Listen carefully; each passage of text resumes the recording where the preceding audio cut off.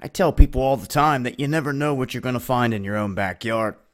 Now, here in the United States, of all places to discover a lost city, we have an area within Kansas exposing just that. And this is not an area that has vine-covered temples or deep jungles.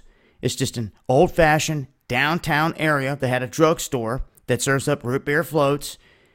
And they were redoing some stuff in terms of trying to build and to excavate when they came across a few items. When they came across these items, they began to notice that there was something huge going on here, and they continued to dig.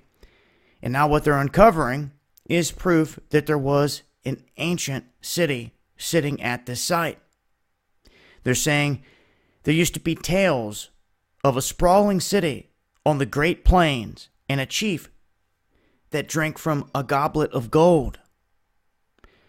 So it has many stoked thinking there could be a whole lot more buried or hidden here that many people were unaware of. Now this area is what they believe to be the lost city of Etzanoa, home to perhaps some 20,000 people between 1450 and 1700.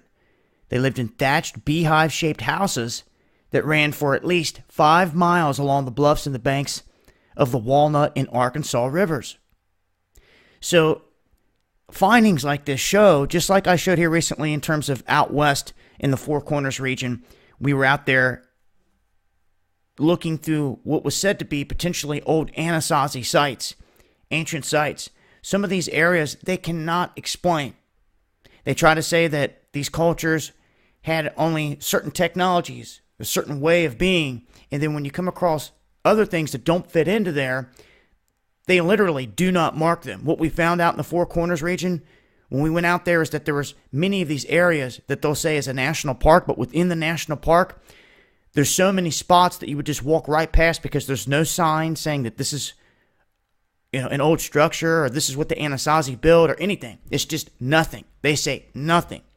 So there's a lot of missing history in terms of this country, of course. And anytime they find an ancient site, I think it's very interesting.